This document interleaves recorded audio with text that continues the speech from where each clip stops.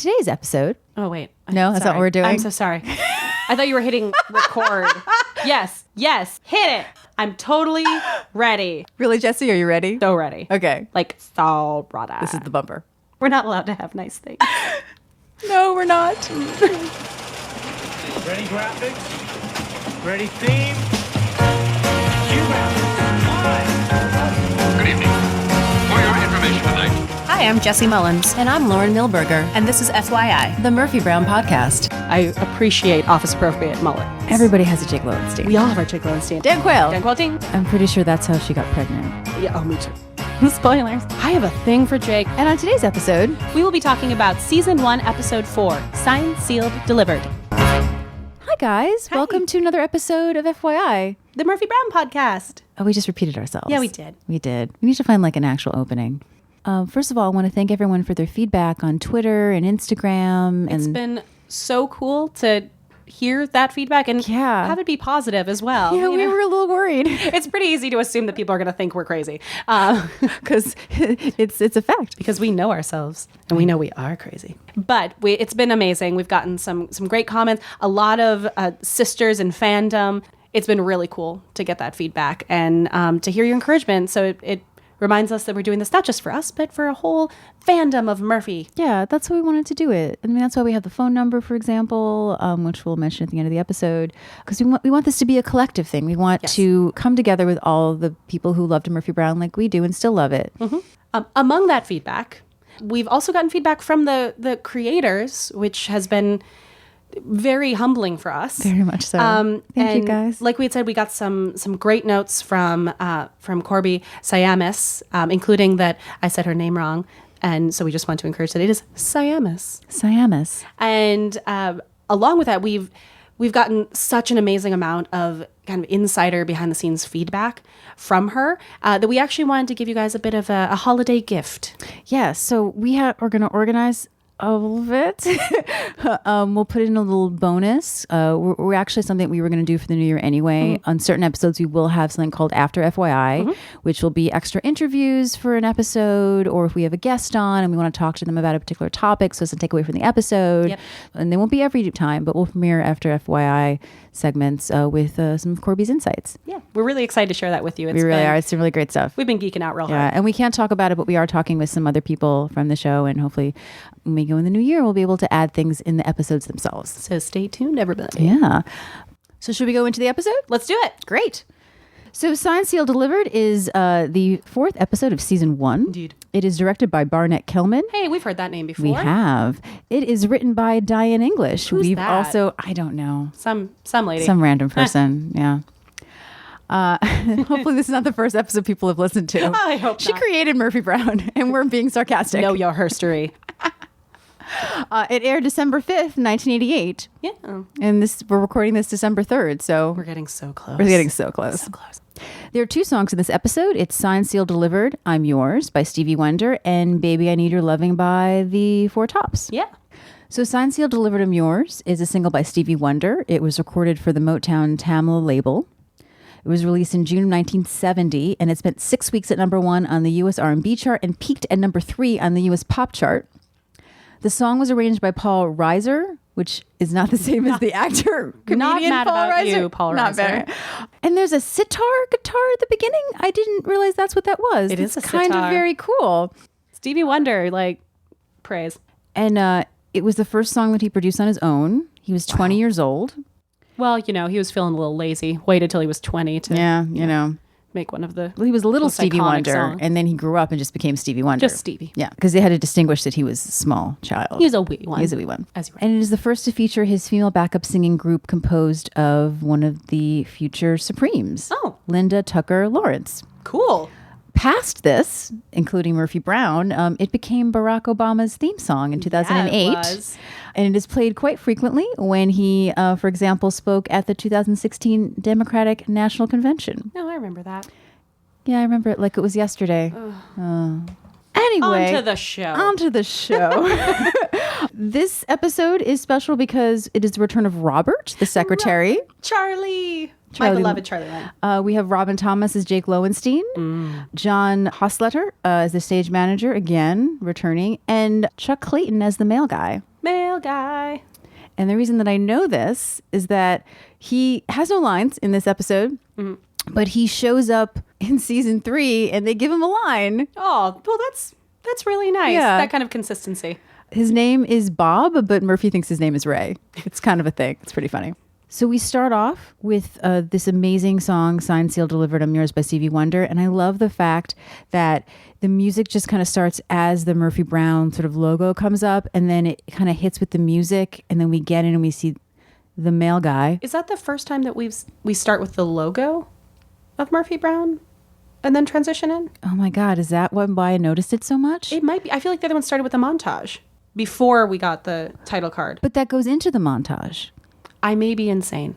No, but I noticed it so much this time, and maybe it was because of that. I have been skipping around a little bit Fair. to kind of catch up. But Anywho.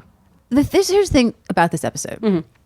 First of all, it is the only episode from season 1 that I have watched the most. Interesting. Even though it's probably my second favorite. But the reason is that, as many people who watch the show know, Jake Lowenstein just come back in season 3, a very pivotal part of the show.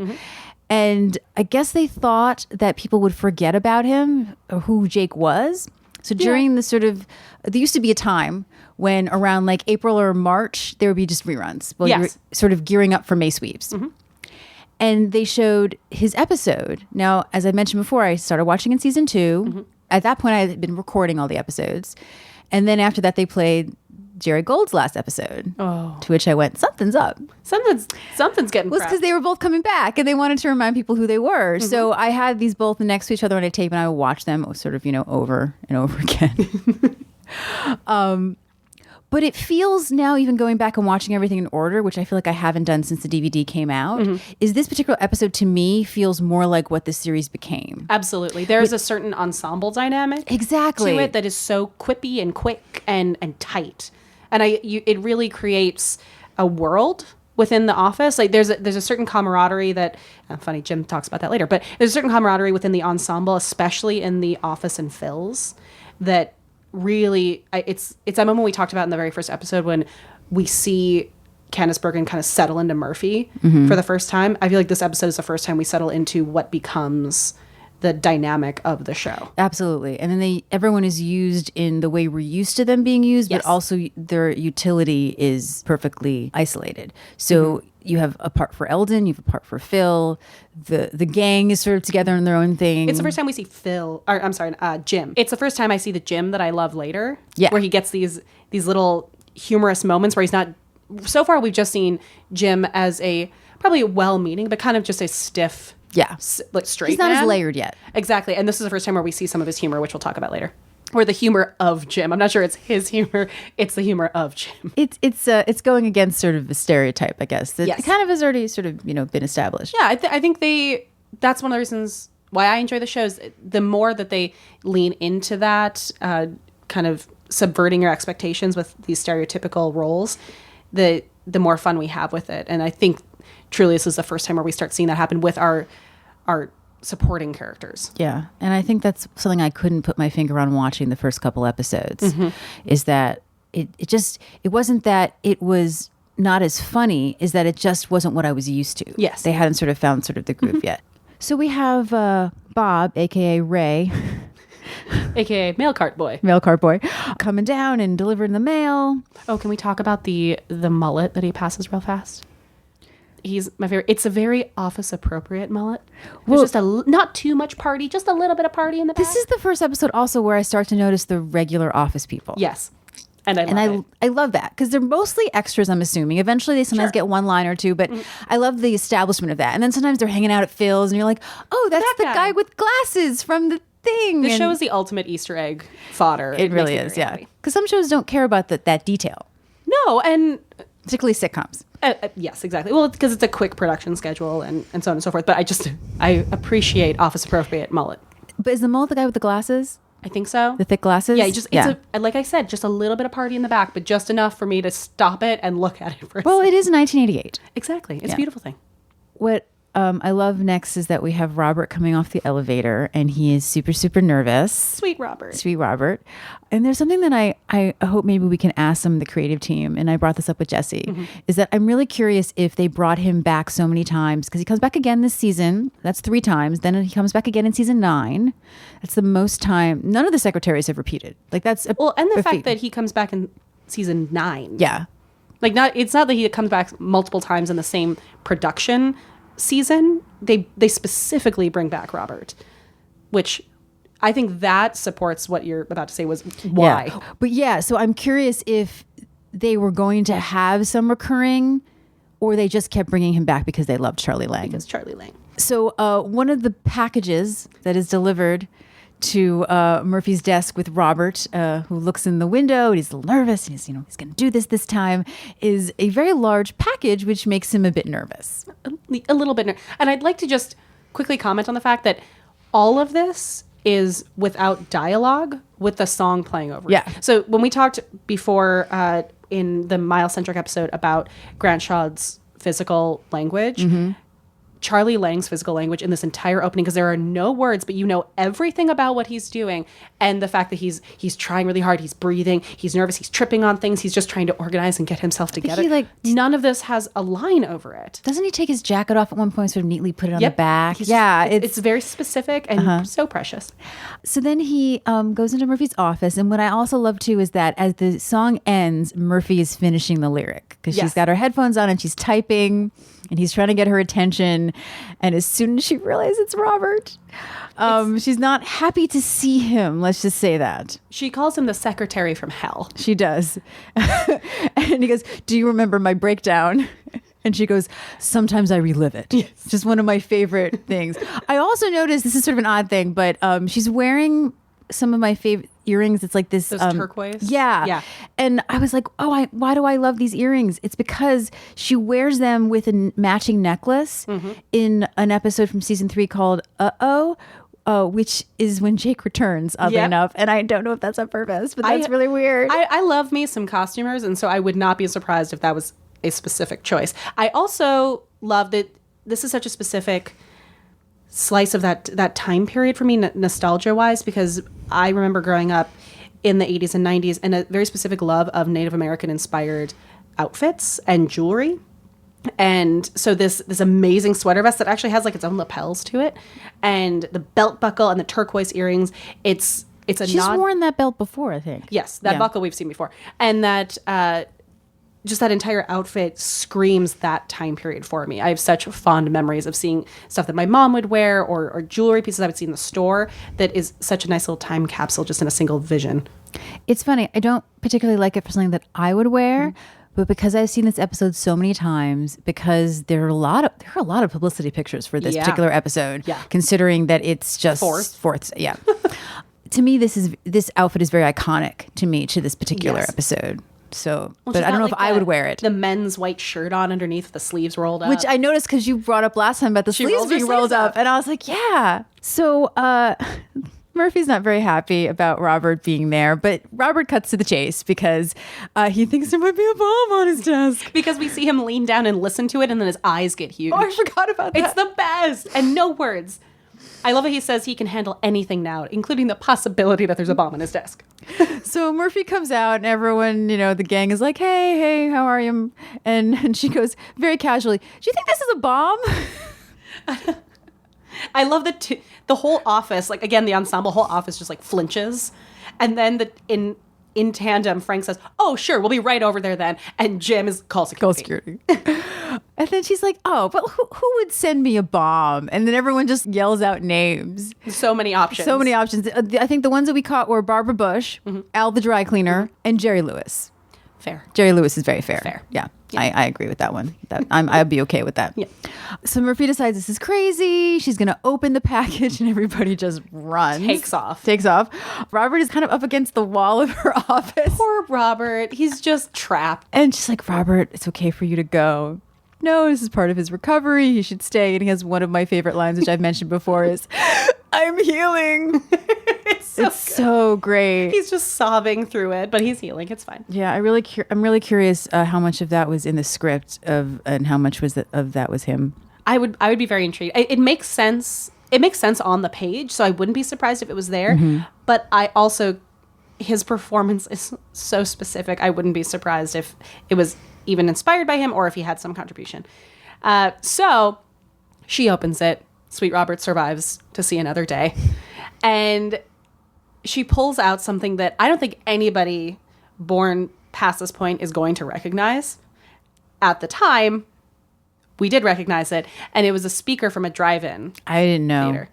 I had not been in it. I was at a drive-in once in college. They still have them where I came from. Oh. There are a couple of them back where I came from in the Midwest. Well, they were invented in New Jersey. Yeah. So, but I Which never went means to you one. should know. I know. But we still, there's a certain fun nostalgia back in my my tiny area of the world where people still like to go to them. So I did recognize that. I also recognized it maybe from Twister. I don't know if we see it in Twister. Oh, though. I don't know. But I would have seen this before Twister. I definitely, once they started talking about it, I knew what they were talking about. But for those who don't, when you went to a drive-in movie, you had to have some way to hear it. Grease.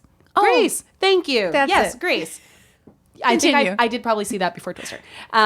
So you had to be able to hear the movie. They didn't just have big speakers that were blaring out to all the cars. You had your own speaker to create your certain level of intimacy. So she pulls it out, and people are realizing what it is. And we get one of my favorite extended jokes, which starts with Jim saying, "Oh, I haven't seen one of these since I took Doris to see Can Can, and we..." Never mind. As everyone turns and looks because they realize the implication of what happens in a drive-through. Or drive-in. And I want... Welcome to Arby's. Well, you're jumping ahead because for Murphy, it was a drive-through. Yes, it was. And I want to make a point that I find it interesting, the movies that they do pick, because later Miles talks about a movie as well, which we'll wait for because there's a joke there, for their generation. Absolutely. So Can Can is a 1960 movie with one of my favorite people, Shirley MacLaine. Although I've never seen Can Can. Oh, we share a birthday. I love Shirley. Oh, She's God. one of the people I'm like, oh, we have the same birthday. Well, The Apartment is my Her, favorite movie. I, and Steve McQueen. That's pretty awesome. Right? We're fabulous. That's pretty good. As everyone's enjoying this glimpse, our first little glimpse into Jim's personal life and Doris, who we have not met yet, Corky storms in. And I need to pause for Corky's outfit. Because she's in this... Very dated. Are you kidding? I want to wear it tomorrow. That is totally coming back, by the way. She's in a long sleeve blue dress, a matching blue belt, a red scarf held on with a gold brooch, and some gray pumps. I would wear that tomorrow. It is fabulous. And it looks a lot like I almost said the Faith Ford version, the Corky version of Murphy outfits we've already seen. Oh, I could see that. But it's very fashionable. And I love it. So she storms in as saying, all right, I want to know which of you comedians drew the mustache on my autographed picture of Bert Parks. And for those who don't remember, Bert Parks used to host the Miss America pageant. Yes. So it's very specific to her history. Yes. And Corky sees that, oh, is that an old drive-in speaker? And then she says the second beat of this long-running joke, which is, gee, I haven't seen one of those since Billy Joe Bender took me to the Twin Palms Theater and we... Never mind. The way that Faith Ford delivers the never mind is just precious. And you're not surprised that Corky would have that kind of memory. What I love about this moment and these comments on it, we've established that it's a drive-in speaker. And we've established these two experiences with drive-ins. Without having to say, we know the implication of what a drive-in speaker means. Yeah. They don't have to spell out, That's something that I do miss. Cable and streaming is great, but sometimes when you're forced to... binge. No, but I see where you're going. Yeah. As a writer, I mean, Yes. where you have certain restrictions that you can't say, sometimes the jokes are a little more clever. As writers, we talk about not being an exposition dump, not having to spell everything out for your audience. And so by doing this in dialogue, we know, and especially the way that Murphy's gazing at the speaker, we know that there's a very adult history behind this potentially. That's the thing too. I forgot to mention too is when she opens it and goes, oh, the way that Candace says it, you're just, there's so many layers to that, and there's something behind it, and I just love that reading of it. It is. It could have just been like, oh, it's Yep. yeah. Oh, we talk about the actor choices in this show that could be said about 30 different ways. The way that Candace chose to say it, Barnett directed the interpretation of it, the use of the collaboration in this performance gives us so much in 2 words. Yeah. And the way she gazes at it this entire time. Like she really Yeah. doesn't look up from the She doesn't. speaker. And every time someone goes, is that? Yeah. Yep, it's She's just phenomenal. remembering everything. And what I love is Corky then kind of comments on that by, as Murphy's going to sit down at the table, Corky says, we can read each other like an open book, especially when it comes to men. That's what it's about. And she keeps pushing her. And like, I'm right, aren't I? I'm right. Because she's trying to girl talk with her because she finally has this in. It's like the first time that Corky has this kind of mutual girl land with Murphy. And you can see she's excited because this is something that they both know about. And Murphy picks the best diversion possible and says, I drew the mustache from Burt Parks. I think she did, by the way. Oh, she absolutely did. But it's such a great attempt at a diversion, which of course Yeah. doesn't work. Murphy's because really good at that. She's real good. Except Corky, to her credit, is zeroed in on getting this information. I always love how Faithful goes, no! No. So she starts to say, this guy sent her this man from her past sent her the speaker. I guess you could say we had a relationship. I guess you could say we were married. Can I just say the way that Candace says it? I guess you could say we were married. Yeah, it's very like, I'm going to get this out. Married. Just Yeah. rip the Band-Aid. And then she tries to walk away, which we here at FYI love Frank and Murphy's relationship. The way Frank stops her by so being wounded. like, oh yeah, no, just remind me to tell you about, the years I spent with Tina Turner, the thing that I wouldn't tell to people that I share confidence with. I love that he says confidant. Yes, a confidant. And kind of calls her out on like, oh, no, that's fine. I'll tell you about all the things I've been keeping secret from you. What I love about this episode is the vulnerability that we see in Murphy. Oh, let's talk about this. This is one of my favorite things. It's great because this is the first episode where we see her be girlish. Mm-hmm. We really see, it really leans into her femininity and in such a way that she doesn't lose strength at all. But it's so nice to see this woman who is at the top of her field in a male-dominated field, who sometimes, like we talk about her walk and everything, might come across as quote-unquote masculine. It doesn't mean she's lost her femininity. Yeah, no, I've talked about this before, that's something that I felt, sort of later on in the series was lost a little bit. And I think it's very important. I think that characters can be strong and still be feminine. Absolutely. And as a woman, that is very important to me. Well, it's the idea of equality doesn't mean that you have to assume the identity of the other party. It doesn't mean that you lose yourself in reaching the same level as someone else. Like I did a little mini thesis on the play Top Girls. Sure. And that's something that's examined in it, is Yeah. someone who gives up what is considered the femininity to succeed in a man's world. And if that's necessary or not, I remember when I was in college and I went to Italy. And up until that point, I had really felt uncomfortable being too what I considered girly. I didn't want to be in dresses or in pink or those kinds of things because I'd been such a tomboy growing up and I'd never been able to experience in a way that, except for maybe this, but I didn't quite conceptualize it yet, where being feminine wasn't a weakness in a certain way. Like sure. I'd been raised kind of feeling like I had to be, I'm a tomboy, that's my thing, and that's what I do. And then I went to Italy and I remembered seeing these women who were feminine and yet still very powerful. And it was the first time that word registered with me beyond pink, prissy, girly. And I understood that femininity is such a wide and complex term. I think that's something that I love so much about this episode is we see her have these wonderful moments of vulnerability and girlishness and excitement and infatuation. And she doesn't lose her power. And sexual desire. Sexual desire. That's something that I think even particularly around this time too. Mm-hmm. You rarely saw, Mary Richards. Yeah. Except for there's an episode where they talk about her being on birth control. But this to me felt very new for the late 80s, I feel, for a Absolutely. woman. But going back to the whole vulnerable thing, one of my favorite things in any characters is I like to see my strong characters vulnerable and my vulnerable characters strong. Yes. It's a contrast. Yep. And it makes it interesting. And it goes sort of against sort of what we know. Well, they're not a stereotype. Exactly. They're layered. And you care about it. Makes those moments of vulnerability worth it. They mean so much more to you, and you add complexity and depth to your character, which I think is so important. Yeah. So anyway, we have one of those moments where she talks about this marriage was a failure, and you can see what failure means to her, and that she worked very, very hard at Worked it. very hard at this marriage. It lasted 5 days. 5 days. And what I love is then Frank and Jim pull up their chairs to sit and listen. And I love Jim's posture to listen to her. He's so proper and a little prim. And he sits on the edge of seat, almost like he's at the opera preparing to listen. And Frank's just like leaning back in his chair. So she shares that they met demonstrating at the 68 Democratic Convention. They got maced together. They got arrested together. And they got married after they got sentenced. Aww. Which randomly makes me think of Ted Bundy, who got married by his his court guy. He tricked the court into marrying them, just saying. So the 68 Democratic Convention is quite notorious, and their actual anniversary is specifically August 28th, 1968, which was a very important day within that Democratic Convention. So during that time, there were a lot of protests of the Vietnam War.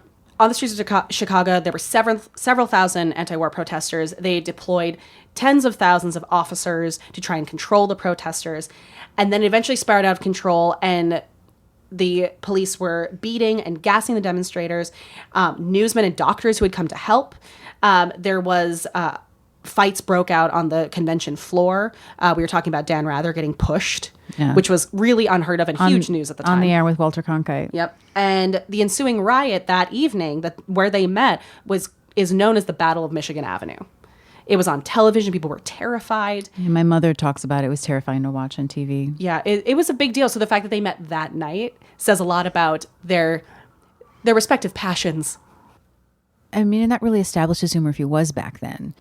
Diane has talked about this, that she really is sort of still that, I don't want to say the word activist, but still that has the same values that she had when she was in her 20s, and the world has sort of gone away from that. More of her friends probably are more like yuppies, but she still has those same values. Yeah. That's a better word, values. She's who she was. That's what made her into who she was. It's what led to her becoming this. And I can't remember, because when we see her apartment, it's got the tarps and everything, and the table is out. Mm-hmm. But at some point, there will be a autographed picture of Robert F. Kennedy. Yeah. And it's been spoken that particularly is there to show like she probably worked on his campaign, and that was a part of Murphy's life for a time.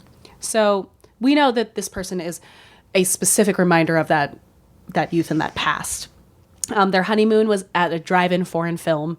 They didn't even make it through the cartoon. They sped out and took the speaker with them. So, and Corey's like, and he sent it back to you. That means something. I love that's a terrible read, but he sent it back to you. That means something. The way she says that means something is almost in the same way that she said, all women, all famous women, all dead. I think I'm onto something. Like, she's putting it together. And I love her just little like newscaster brain that's starting to grow.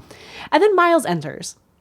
And he points at Robert, which is such a great little detail. Yes. Hey, I remember you. You're back. You. He has a provocative and controversial new guest, Jake Lowenstein. Can I just say that I love this line? Think provocative, think controversial, think Jake Lowenstein. It's so good. He's like selling his own commercial. Oh my God. And he's going to tell his story live to Murphy Brown. Oh my God. And based on Murphy's face and everything, we all realize that's who this is. And can I just throw in that now that we've established Jake's name, yep. This is the beginning of the Jewish Jays of Murphy Brown's life. She has a type. She has a very specific type, at least in the first 4 years. You go, girl. And if I may say, Diane was married to a Jewish man with the first letter J at the time. Hey, right what you know. Love and War also, character with the letter J, Jewish man. I'm just saying they have the same type. I might also have that type. A little bit. So my favorite thing is that everyone's realizing what's happening, and Corky, loudly proclaims, "You were married to Jake Lowenstein." You were Murphy Lowenstein? And that's my thing is Miles loses it. Everyone reacts, and Miles loses it laughing about how you were Murphy Lowenstein. Murphy Lowenstein? And I love the way he says it, because it's the first time we really see like a really gleefully childlike Miles. And he's doing that sort of voice thing that I love that he does. He does more later on. It's so good. And which leads Murphy to say, "Come into my office." Well, she does the head thing. And he goes, "Come on, not the office. I hate the office. Nothing good ever happens to me in there." So moving on, we get into the office. I love the fact that the dartboard doesn't have its own sign. It actually has a valet $1.50 parking sign, It's huge. It's the actual sign. It's the actual valet she's still- sign. So I'm like, did she drive off with that too? She shuts the door and starts confiding in Miles, lets him know it might be uncomfortable. And he's like, no, it's fine. And she talks about how it's the most incredible time in her life. Everything was big. They fought big. They made love big. The sex was incredible. And I love the kind you never forget. And his, before he finally says, come on, what is this, a slumber party? My favorite thing is just Grant Schaud's like, ew reaction he's having in the chair, trying to like, It's like his mom is telling her about his sex life. Trying to make it through until finally he has to burst out. There's a voiceover of this monologue in one of my favorite episodes in season 3 on another plane. So I knew this monologue verbatim before I ever saw the episode. Amazing. Because their life flashes in front of their eyes. That's really cool. It's really cool. It's one of the best montages I've ever seen, actually. So this is kind of one of the first times we see Miles like step up and be the boss. And he says, it's important to keep a professional distance. And he almost gives it to Jim because he doesn't have a relationship with him. And she says, no, that's what I have to do. It's to be the best interview I'll ever do. And this is one of my favorite jokes was Miles saying, I can't have you do that. You'll be picturing him in a gladiator outfit. And I love what Candice Bergen does. She's like, Miles, that's not how women fantasize. And then you just see the ... as she just smirks off to the side, so making good. it happen. It made me do it. I immediately started doing that. And she promises it won't get personal. And as he's walking out, he looks down, and here's the third beat of my joke, which he sees the drive-in speaker and says, I haven't seen one of these since I took Amy Turlow to see Oliver's Story. And you're waiting for the ... never mind. But it comes out with such angst. Something bad happened. Something bad happened in that Nevermind. And he saw a movie starring Candice Bergen. In the Oliver Story. Amazing. So, yeah, just weird coincidence. That I never noticed that the first time, maybe because I had not seen Oliver's Story yet, or I couldn't hear what he was saying. And so this rewatch, I went, oh my God. He went to see Candice Bergen's movie. He did. So then we get to Phil's. Murphy comes in this wonderful purple dress. Oh, that purple like trench shirt dress. I love it, but it doesn't feel her. It doesn't. It looks like Corky. Yeah, she looks great in it. She's but amazing. I feel like at the beginning, they hadn't sort of figured out her style yet. Mm-hmm. And this also feels very 80s to me. And as we get into the show, it becomes sort of a little more 90s. And so it feels very sort of out of place, even though I love it. And it's something I would wear. Because my favorite, I want it right now. Favorite color. I like, cinching with belts. Yep. And we see Phil, and Phil knows the special interview, and she's shocked. How does Phil know this? And he goes, I knew about Watergate before Woodward and Bernstein. Hell, Murphy, I'm Phil. Which I love the fact that that's in the very first episode. He talks about how he told Nixon, "You're not a crook." He's good, yeah. and we'll get more to that at the end of the season. Got a good brain. Yeah. So he has a table reserved for her. She orders some sparkling water. And then the gang shows up. Another great example. Them coming in as a group, which becomes a thing. And Murphy doesn't believe they just happen to show up because it's corned beef and cabbage night. I love that Frank's like, "Oh, Murph, I didn't know you were going to be here today."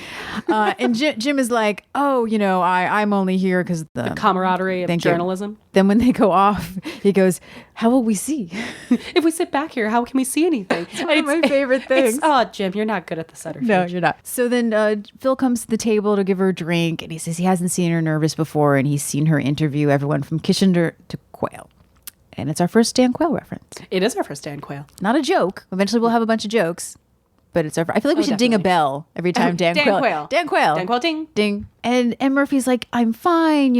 People change after 20 years. They put on weight. They look a little different. How much chemistry could there be?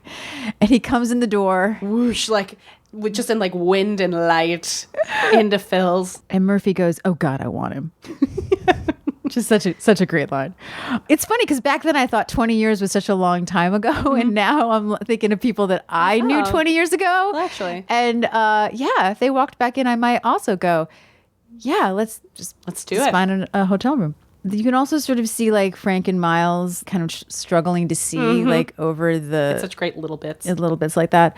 So they're both really kind of in awe of seeing each other again. Jake Lowenstein has the best hair.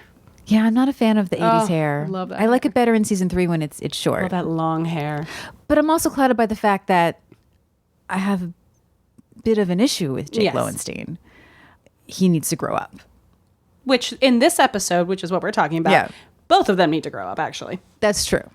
So that's right. Yeah, Jesse doesn't want me to talk about this. We need to wait. I want to go episode by episode. No, you're right. And look You're at right. the person who's in front of us. It's hard because I didn't think that I could separate my thoughts about Jake Lowenstein in this episode, but I have to say, going back and watching it, I was able to. I feel like I really can appreciate how good this episode is, how great their chemistry is, how they are attracted to each other, and I'm not disgusted by it. Yeah, well, because in this episode, it's the first time they've seen each other in 20 years. It's not later in the series when they've seen each other more recently. It's the first time that we understand that maybe she has a pattern, but we haven't seen the destructiveness of that quite yet. I think it's his pattern, but we'll get on to that in a couple years. Okay, so we all have patterns, and just blaming one person for a dual choice is a problem.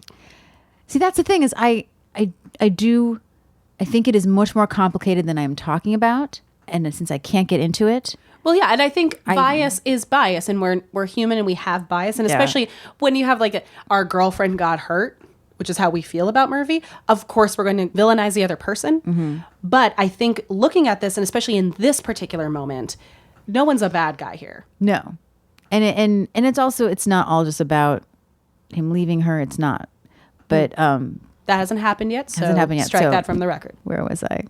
They try to have a, professional conversation, and Murphy just goes, "You have an amazing body." Oh God, whose voice was that? And then I love the moment when we'll get the sex out of the way first. No, they both at the same time going, it's this sort of great sort of merging of two actors working really well together and overlapping just enough.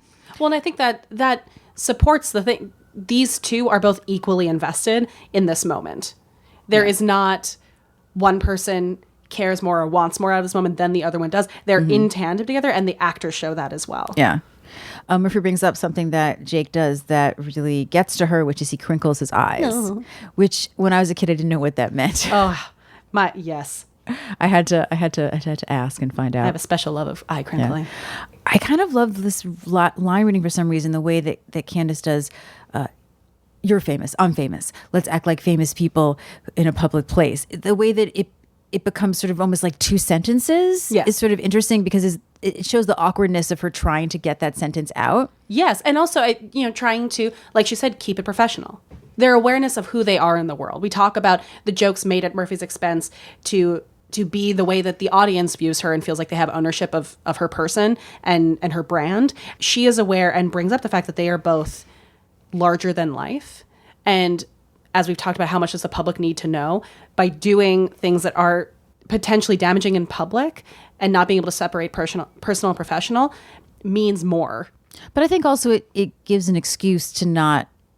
She wants to be professional. Oh, absolutely. Yeah. So it's a way to go, okay, she's reasoning with herself. Yeah, exactly.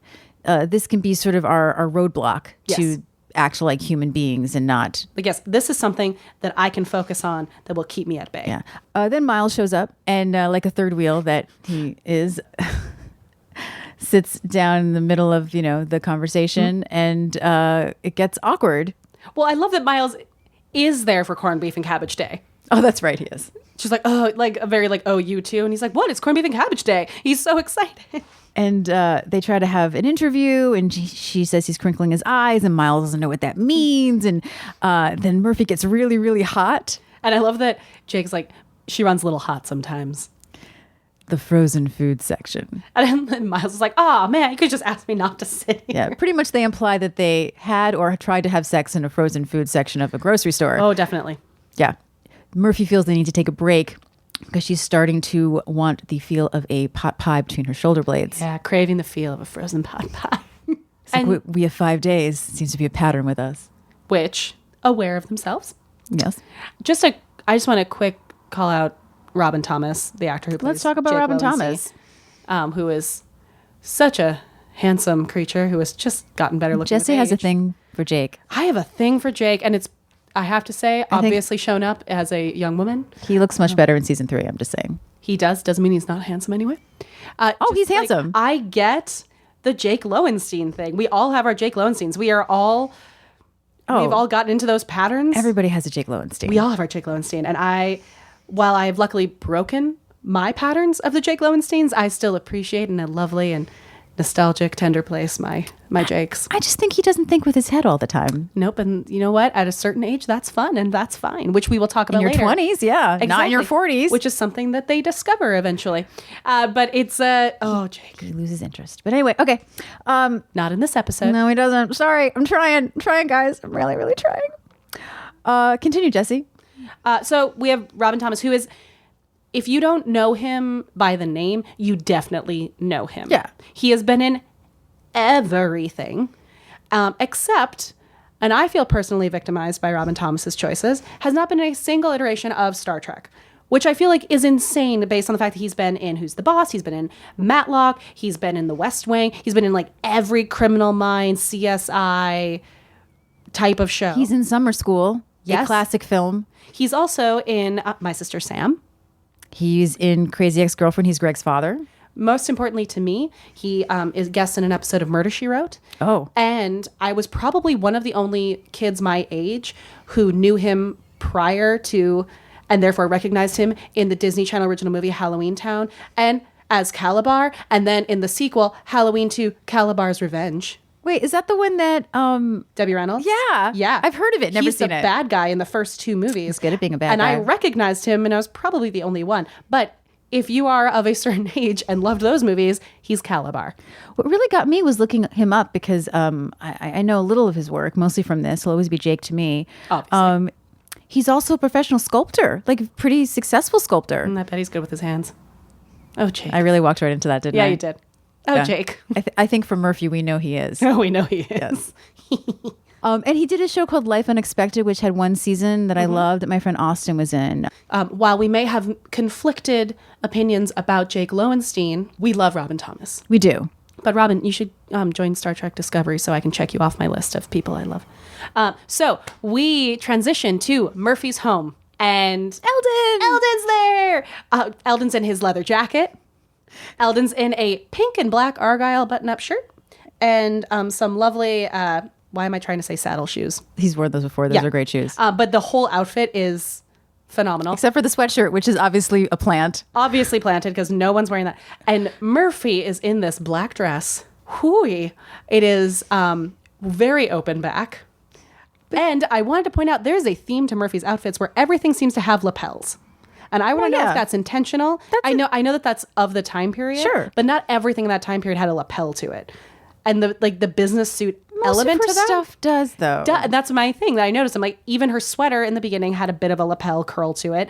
This dress has a businessy. lapel. Like all her casual wear has a lapel. Her dress wear has a lapel. Her work wear has a lapel. I mean, I remember my outfit to my brother's bar mitzvah was a dress with a lapel. Yeah. Like it was just I mean, a I know thing. it's of the time, but I'm saying it's probably it's a theme. I believe so. So Eldon has a great line about the dress. Well, first, what's great is that you don't see the back. And then she turns around because she's setting a table. Woo, that back. And it has no back. Yep. And Eldon is convinced that she's, doing this for this man. And she's like, no, Eldon, this is just professional. Women just like to feel attractive to men. It's just a thing. And he's like, what about this dress? It's on backwards. It's one of my favorite lines that he's so ever said. good. And I noticed before it's commented on that there are clearly two paint cans set there to be the chairs. Yes. I want to know what happened to her chairs because her other. Well, she does. Where's the living room set? Like, Exactly. Where'd she take it from? Why? Like, was he painting that ceiling in particular? But some furniture pieces are there, but the chairs aren't. I get like the gag of sitting on paint cans is amazing. It's great. But it's already set up for It that. always reminds me of when all of a sudden a character needs to watch television in an episode, Yes. and there's a television Suddenly there they when there have a never was a television. television. And what I love is after that moment about the dress, the doorbell rings and she immediately, after she says, women don't want to, they dress up for themselves, not for the men. The doorbell rings and she immediately grabs that planted sweatshirt and throws it on herself and zips it up. And What was I thinking? What was I thinking? And we've all had that moment. And I love Eldon's commentary that guys never get to see this part of it. We're always on the other side of the door. Meanwhile, there's a whole show going on over. And he's, like, show laughing. going on over here. It's truly frightening. And it's such a great kind of first moment of their eventual relationship. Yeah. It's the first time we see him kind of messing with her. And then Jake comes in looking fantastic and he's grilling him like a dad. Like, do you make a good living? And then says, Well, I love the fact that he was already asking. Does Yeah. he make a good living? yeah. And then, so Jake, you make a good living. And then says, I'll leave through the back door and walks out. And my favorite thing in this moment is that they pull the paint cans up and they're about to get ready. She turns on the recording and then goes, wait a minute, I don't have a back door. Eldon! And he walks in, just head down, doesn't even make eye contact. She's like, nice try. Thank you. He says it really quickly too. Yep, it's just like all the way out. It's in succession after each other. It's And really great. The entire audience applauds. Like, it's such a quintessential Eldon Murphy moment. Just nice try. Thank you. On his way out. This is that moment I'm talking about when she gets this. It's the first legit, like, oh, feminine voice that Murphy has when he hands her the present. Yeah, it's very. It's like, you got me a present. I didn't get you anything. Get you anything. It's such a feminine moment and vulnerable and sweet. And he's the first person to bring that out in her. And that's why I think, regardless of what happens, there are good things in every relationship. I think also sometimes in relationships like that, you kind of become the age you were when you were with them. Exactly. And she says that. She says, skipping a little bit to the end of the section, but she says, I lose a little of myself when I'm with you. And this is something. It scares me. You don't understand that effect somebody has on you without time. Yeah. And I don't think she would have realized that about him, which is something that leads to growth in the future if she hadn't met him after the fact. Like, you don't realize that when you're a kid in the moment, your 20s. And now as she's pulled back into who she was and that excitement and that youth, she realizes what happens when she's with him. So he brings up their song, which is Baby, I Need Your Lovin', which is a song we love. It's by the Four Tops. It was also instrumentation by the Funk Brothers, who we love. It's only about 4 years old when they met. So still a relatively recent song. Yeah, good choice. And it's a lovely, sweet song And they dance. they dance together. And you hear them talking about, we haven't fought yet. Yeah, when we fight, it always ends up in the bedroom. And Which is implied before too, that like Absolutely. pretty much, she says it to Miles, right? Yeah. That they just We fight. they fight, they have sex, they fight, they have sex. Yep. And they keep having these moments of being kind of like the magnets that are being drawn toward each other, then springing apart and drawn toward and springing apart. And she says, no, you fly by the seat of your pants. And she says, I need to be prepared.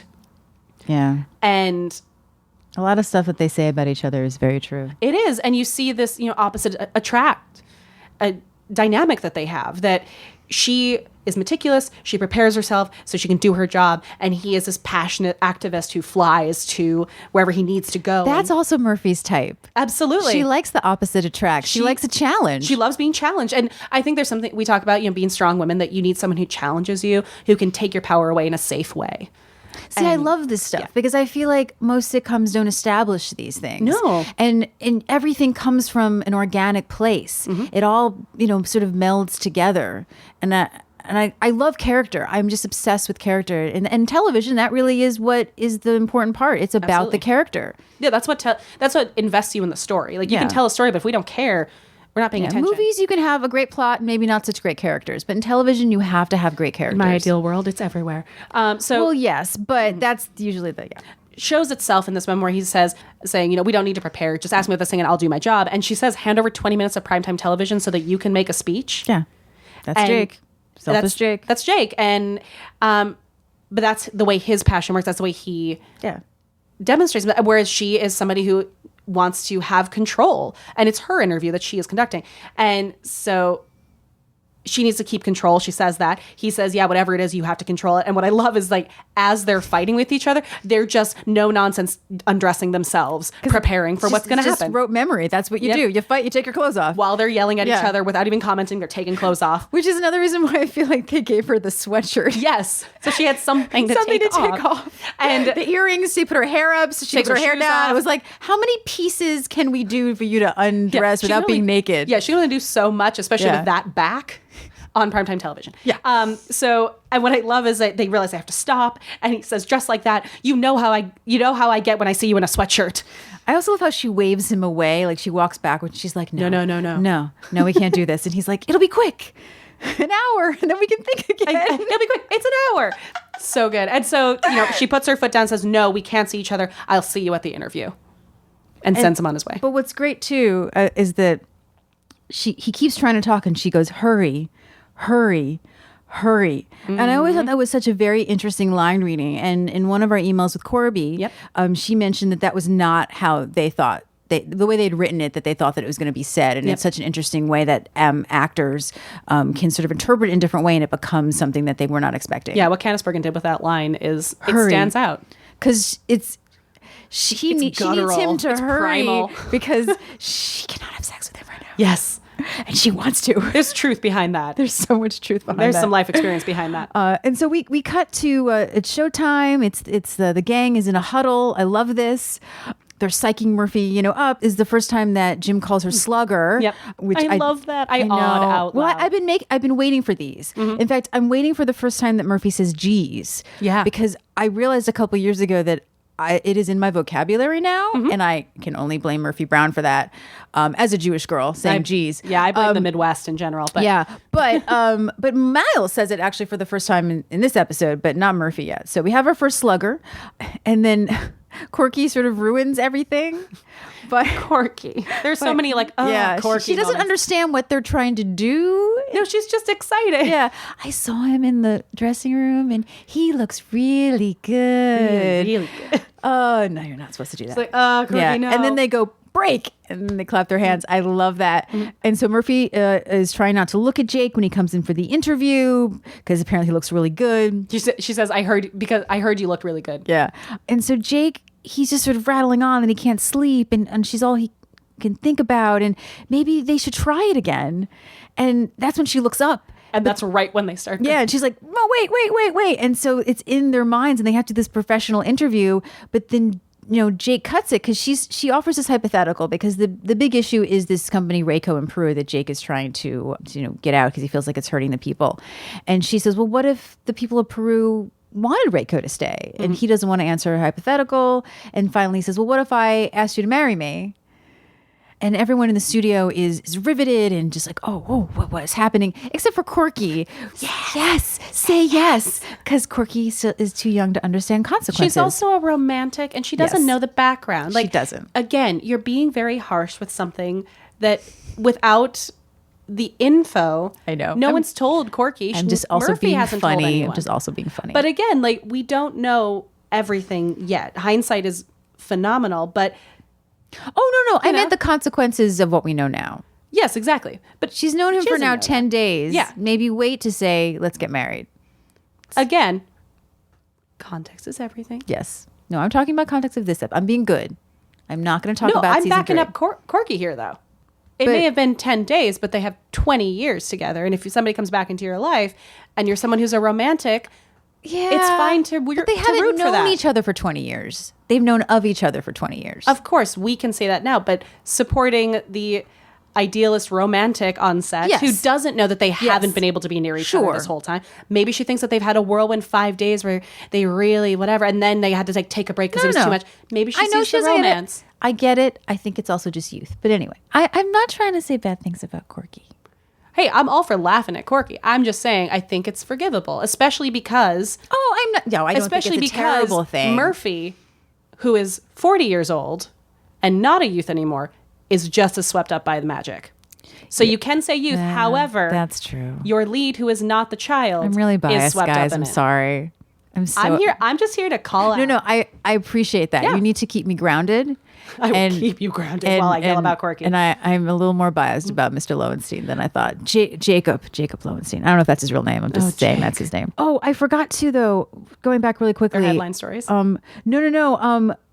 There's a great line in the scene before this that I forgot to mention is that Murphy says, "I need to do this interview on my own terms. No punches pulled, no edges blurred." I just kind of love that sentence, the rhythm of it, and I just kind of wanted to mention it. Well, I want to mention that the stories tonight are Frank is doing skyscraper safety and safety standards in high-rise buildings. And Corky is talks with 12 angry women in hairdresser horror stories.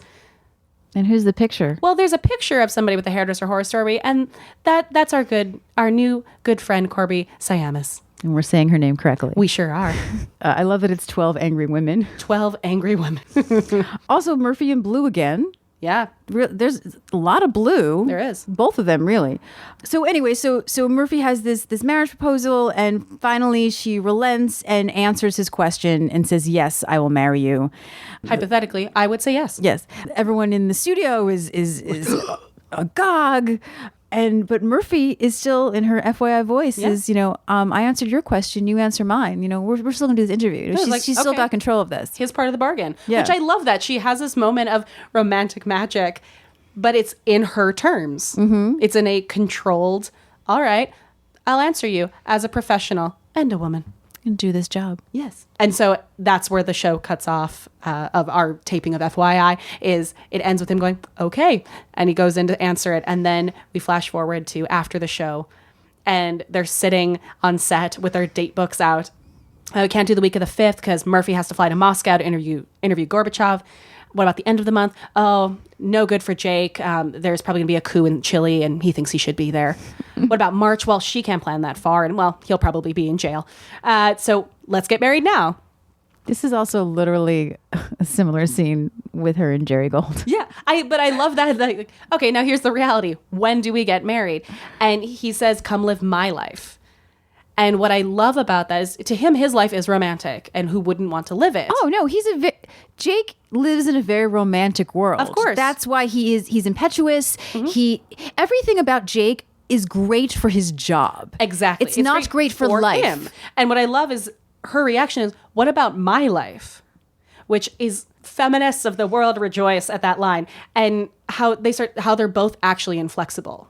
Like Jake may be a free spirit, but he's just as inflexible as Murphy is. But that's also going to be something that's going to be Murphy's MO. Yes. Is her job is always going to come before relationships. Yes. And that's hard for a lot of women. Absolutely. Because it's okay and even impressive for a man to be his career first, and the little woman will watch at home, making generalizations, of course. But that is something that is lauded for men. And for women, it's, well, what about your love life? What about the children? What about this? There was a great moment on the red carpet a few years ago when Jennifer Garner and Ben Affleck were both on press tours while they were still married. And she was constantly asked, how do you do it? Juggle a family and a career. And both she and Ben Affleck, to his credit, called out, why aren't you asking him that at the same time? I hate to keep bringing up this episode in season 3, but that literally is what conversation that Jake and Murphy have. And he's like, they had wives. Yep. And that's what I think is so important, that we're setting up for later already. We're not waiting until that episode to set up this conversation. And it's conflict. already happening. Because Exactly. you can't have a story without conflict. And you have two people with equally high stakes of, I don't want to give up my life. I don't want to give up my life. I want you to give up your life. And they're both strong enough characters. Like, whether we like Jake eventually or not, he's a strong character with a strong point of view. And that kind of conflict is what makes an interesting scene. Absolutely. And what I love is that she just says, if you can give me 5 days every 20 years, that's enough for me. And then they just And start they kiss going for the first at it. time. That's yes. interesting, is you don't realize that they haven't kissed yet. They've barely touched. Yeah. And so then when they kiss, Have it's they like, even touched? They shook hands? Did they shake hands? I don't think they did. No, because she's sitting at the table. She can't even move. They danced. The Yeah. only time they touched was dancing. Yeah, that's right. They were dancing. And I love it. So they just like come together, and it's like, And she's pulling his shirt out storm. already? Yeah. And they lean back on the desk, and this whole fantasy moment, which I love. Like, as opposed to a gladiator outfit, this is Murphy's fantasy. This on the desk. Yes, if the desk is sturdy. I'm pretty sure that's how she got pregnant. Yeah. Oh, me too. Spoilers. And what I love, though, is that everyone was hiding in the set, and they all just get out, and they're all just looking disgusted. Faith just looks down like, oh god, and they climb out from underneath that desk, from the background. I love that they don't even move. Yep. They just stay there, wait for everyone to leave. And the last moment is that Miles starts to linger and just kind of like check out their moves. And Frank is the one who grabs him and pulls him off set. I love the fact that the line is, how's the desk? He's asking, is Yeah. it okay if we have sex on the Yep. desk? And her answer is sturdy. Sturdy. That's not a question. Like, No, that's going to it's happen. sturdy. Like, that's the place we're going to do it. So here's the question. Do you think that they did have sex or did they just realize they need to go back to her house? Oh, no, I think they had sex in there. That's I odd. absolutely do. Because of the fact that they just wait for everyone to leave. They do. And I think Murphy has a certain power and confidence that no one's coming in there now. That's her home turf. Exactly. The word will be spread. No one's to come in there. Except them. My mom listens to this. Sorry, Mom. I hope you're laughing. My mom listens to this also. Sorry, Lauren's mom. I hope you're laughing. Sorry, Jesse's mom. And so that's the end of the episode. Yeah. So one of my favorite episodes of season 1, we get to meet a very important character in Murphy's life. Yep. Great clothes. And Great clothes. I have to hold my tongue about my feelings about Mr. Lowenstein until later. I am ready to join you on that bombastic and fiery dialogue when it happens. I I'll be understand. right there with you. I'm holding my tongue. So in 2 weeks, our next episode will be Murphy's Pony, which will drop on Christmas Day. Ew. It is also the same day that Antenna TV will start showing Murphy Brown. Now, it's only going to be Christmas episodes. Yes. Because the marathon of all of their Christmas episodes, and then the actual series from the beginning will start in January. Yay. So you should watch Murphy's Pony on Antenna TV and then listen to that episode. That'll be awesome. Yeah. Follow us on social media if you would, please. Yep, we're everywhere. Twitter, Facebook, Instagram, even our website. They're all Murphy Brown Pod. We also have an amazing Spotify playlist, which is linked on our website. Yes, there's a little FAQ section. Nice. MurphyBrownPod.com.